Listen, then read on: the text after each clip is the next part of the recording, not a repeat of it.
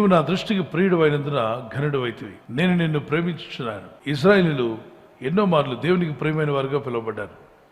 యాకోబు రాత్రంతా పోరాడాడు దేవునితో, ప్రభా నన్ను ఆశీర్వదిస్తే గానీ నేను నిన్ను విడువను అని. నన్ను దీవించమని దేవునితో పోరాడడం జరిగింది. దేవుడు అతన్ని దీవించాడు, ఆశీర్వదించాడు. అది కూడా ఉదయకాలమే. ఇదిగో తెల్లవారుచున్నది, నరులు సంచరిస్తారు, నేను వెళ్ళిపోతానని ప్రభు అంటే, లేదు దేవా నన్ను ఆస్వాదించేంత వరకు నేను నిన్ను పోనివ్వను. దేవునితో పోరాడాడంట. అతని జీవితం ఆస్వాదించబడింది. అతనికి 12 మంది కుమారులు, 12 గోత్రాలుగా దేవుడు చేశాడు. అంటే దేవునికి ప్రియమైన వ్యక్తిగా మీరుంటే మీ పిల్లలు దీవించబడతారు, మీ కుటుంబం దీవించబడుతుంది. అతని సంతానమే ఇప్పటికి ఇశ్రాయేలీయులు. అతను చేసింది ఏంటి? ప్రార్థన. మనం కూడా ప్రార్థిద్దాం, ప్రార్థనలో సమయం గడుపుదాం, తప్పక దేవుని ప్రియమైన వారుగా ఉందాం. దానియేలు దేవునికి బహుప్రియుడయ్యాడు. కారణం మనస్సు దేవుని మీద పెట్టాడంట. ప్రార్థించినప్పుడు మనసు దేవుని మీద పెట్టండి. పైనుండి ఒక దూత వచ్చి చెప్తుంది, దానియేలు నువ్వు బహుప్రియుడివి, దేవునికి నువ్వంటే చాలా ఇష్టం, అందుకే నన్ను పంపించాడు. నువ్వు విజ్ఞాపన చేస్తున్నావు, నువ్వు ఇతరుల కొరకు ప్రార్థన చేస్తున్నావు, దేశం కొరకు ప్రార్థన చేస్తున్నావు, ఇశ్రాయేలీయుల కొరకు ప్రార్థిస్తున్నావు అని మాట్లాడుతున్నప్పుడు దానియేలుకి ఎంత ఆనందం కలిగి ఉంటుంది.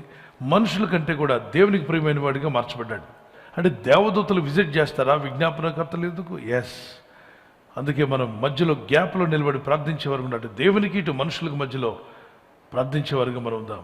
దేవునికి ప్రియమైన వారుగా మార్చబడదాం. మన యందు దేవుడు ఆనందించాలి. మీ యందు యెహోవా ఆనందించిన ఎడల వాగ్దాన దేశమునకు మిమ్మల్ని చేరుస్తాను అన్నాడు. అంటే వాగ్దాన దేశం మనందరికీ ఏదంటే పరలోక రాజ్యం. ఈ పరలోక రాజ్యానికి దేవుడు మనల్ని చేర్చాలి అంటే మన యందు దేవుడు ఏం చేయాలట? ఆనందించాలి. మన యందు దేవుడు ఆనందించే విధంగా మనం జీవిస్తే ఒక రోజున ఖచ్చితంగా పరలోక రాజ్యం చేరుస్తాడు. మనల్ని వదిలిపెట్టాడు, మనల్ని పోగొట్టుకోడు. దేవుడు ఆయన రాజ్యానికి చేర్చుకుంటాడు. నిజంగా మనం దేవుని ప్రియులమేనా?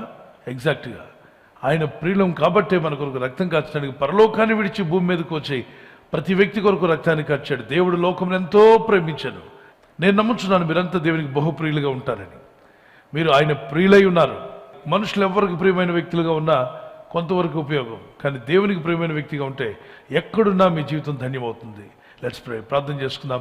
మీరు ఎంతమంది ఇష్టపడుతున్నారు? ప్రభా నీకు ప్రియమైన వారి లెక్కలో నా పేరు ఉండాలి, నీ లిస్టులో నా పేరు ఉండాలన్న వారు can you lift up your hand? Let me pray for you. Let's pray. పరిశుద్ధమైన మా తండ్రి, నీ వాక్యాన్ని విన్నాం, ప్రార్థన చేస్తున్నాం. నీకు ప్రియమైన వారుగా జీవించే కృపనివ్వండి అయ్యా. ఈ లోకంలో ఎన్నో విషయాలు ఉన్నాయి, కానీ ఎంతమందికి మేము ప్రియమైన వారుగా ఉన్నా అది ఉపయోగం లేదు. కానీ సృష్టికర్తమైన నీకు ప్రియమైన వారుగా ఉండడం వల్ల అది మాకు దీవెన. ప్రజల కొరకు ప్రార్థించినటువంటి, ఇతరుల కొరకు ప్రార్థించిన దానియేలు నీకు ప్రియమైన వారుగా మారారు. నీ చిత్తం చేసినప్పుడు నీకు ప్రియమైన వారుగా మారారు ప్రభా. తండ్రి, ఈ రోజు నుండి నీ చిత్తం చేసే కృప, నీ వాక్యానికి లోబడే మనసు, నిన్ను సంతోషపరిచే జీవితాలు మాకు దయచేయండి. మీకు ప్రియమైన వారుగా జీవించే కృపను నీ ప్రజలందరికీ దయచేయండి. వారు నీకు ప్రియమైన వారుగా ఉంటుండగా ఆశ్చర్యాలు, అద్భుతాలు వారి వ్యక్తిగత జీవితంలో, వారి కుటుంబంలో, వారి ఆర్థిక విషయాల్లో, ఆరోగ్య విషయంలో అద్భుతమైనటువంటి సహాయం దయచేయమని వేడుకుంటున్నాను. ఈ రాత్రి నెమ్మదితో పండుకొని సురక్షితంగా కాపాడబడినట్లుగా నీ అగ్ని కంచి వేసి మమ్మల్ని కాపాడండి. మీ చిత్తములో కొనసాగే కృప అందరికీ దయచేయమని యేసుక్రీస్తు ప్రశస్త నామములో వీరందరికీ చక్కని నిద్ర దయచేసి తెల్లవారు లేచి కృపను మాకిమ్మని క్రీస్తు నామములో అడిగి వేడుకుంటున్నాం మా పరలోక తండ్రి. ఆమేన్. ఆమేన్. ఈ వాగ్దానం విని ఊరుకోవద్దు. వాగ్దానం విన్నాక ఆమెన్ చెప్పి ఇతరులందరికీ షేర్ చేయండి, లైక్ చేయండి. అలాగే సబ్స్క్రైబ్ చేయని వారందరూ సబ్స్క్రైబ్ చేయండి. ఈ దేవుని మాటలు అనేకులకు చేరవేయండి. Good night. God bless you.